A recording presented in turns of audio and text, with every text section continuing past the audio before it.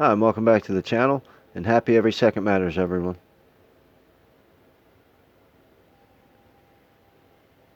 And today we're going to be doing a quick review on the Sig P226 Elite, chambered in 9mm. This is an all-metal gun, chambered in 9mm. This has the brushed stainless finish, and we'll talk about the grips a little bit later in the video, as I'm going to need your help with those. Let's just go ahead and go through some of the features real quick. With the muzzle pointed to the left, we'll start at the top of the slide, and you'll find at the front of the slide is your single white dot sight, and then at the rear of the slide you're going to find your pretty standard U-cut 2-dot white sights. This does have the indigo or night sight green inside there, but mine are kind of dirty right now, so they're not going to show up on camera, so I'm sorry about that. Right below the rear sight is going to be your rear serrations.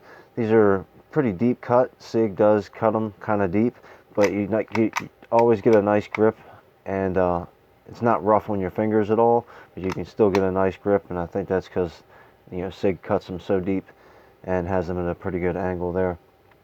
And then at the front of the slide it has some serrations as well, probably about half the size of the ones on the rear. This does have serrations on the left and the right hand side of the gun.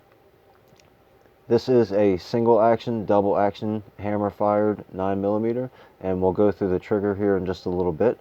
But if you go down below the rear serrations on the slide, on the grip frame, you'll find the slide release or slide stop, whichever you'd like to call it. This does have grooves cut in it, and if you'll notice, it's kind of angled, which gives you a good opportunity if you're going to slap by it really quick, and it'll help drop your slide, or if you're just going to at the range and you just got to pop it down, you definitely get a good thumb grip on there. Then right in front of your slide stop and slide release button is going to be your decocker. So when you cock the hammer back, when I first got this gun I was kind of concerned about all the slop that I thought was in this, but I've talked to a few people that have this gun and they all say it's the same. That's the way it's supposed to feel. A couple of the other guns that I have that are decockered, it's a little bit more stiff and a little bit more reactive, but it works really well. So you can slap by it and it'll pop up, or you can push down on it slowly and release it slowly. So that's actually pretty cool. It just felt a little weird to me at first. And then right below that is going to be your magazine release. The magazine release is only on the left hand side of the gun. This gun did come with two 15-round magazines, and it has been safety checked. There is no rounds in the chamber, no magazine in the film today, so this gun is safe. Then back up in front of the decocker on the grip frame is going to be your takedown lever, and we'll talk about that in just a little bit. And then at the end of the grip frame is going to be your rail segment, where it has the rail slides cut out of the frame for your standard rail mounted light or laser or whatever you'd like to put. Plus it also has some Picatinny cuts in the bottom, which are pretty nice. So if you have your attachment has need for Picatinny rail, it's already there.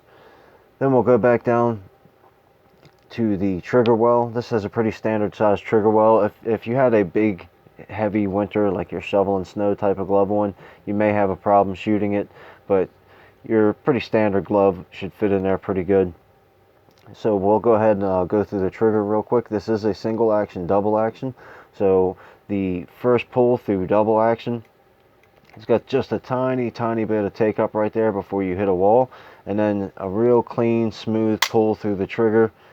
Easy. I don't know what the weight of the trigger is, but it's not a heavy pull whatsoever. And then the reset, let me get my finger out of the way, focus. Has a real short travel, and then another real soft, clean break through the single action. Very nice trigger. I like it quite a bit. Then we'll go ahead and go to the takedown and save the grips for last. So the way I go ahead and take it down is just rack the slide back and put the slide stop into position. Then you go back to your takedown lever and turn it down 90 degrees. What I do is I push back on the slide just a little bit and push down on the slide release, and then slowly just remove the slide from the grip frame. One of the things that I do like a lot about this Sig is it has the full length rails, full length guide rails inside the grip frame, which I don't know why I like it. I think it's better to have a full length rail. I'm not against the short rails, but I just like the full length rail system. So let's go ahead and check out the slide. Now that you've got the slide off, if you go ahead and put the injection port toward the ground and the muzzle still to the left, you'll find your recoil spring and guide rod. And if you just take and feel, you'll find a flat spot and push toward the muzzle end. That'll slide right out. That way you can inspect and clean your spring and guide rod. Same thing with your barrel. If you just pop it forward just a little bit, it'll come out. That way you can clean and inspect your barrel, clean and inspect your slide, and then putting it back together is just the reverse of that. Just put everything back together in the exact opposite direction. You want to make sure that it's in position before you go to put your slide back on, and you can usually tell just by feeling it. Then you just line your slide and your grip frame back up, which I'm trying to look at the camera instead of the gun and do it.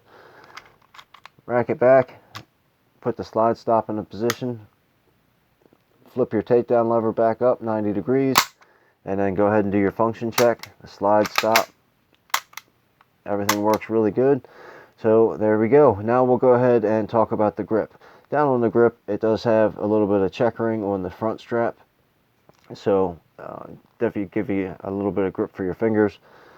Has a nice big dovetail or beaver tail, whichever you like, so definitely prevents you from getting slid bit or hammer bit. Okay, to the grips.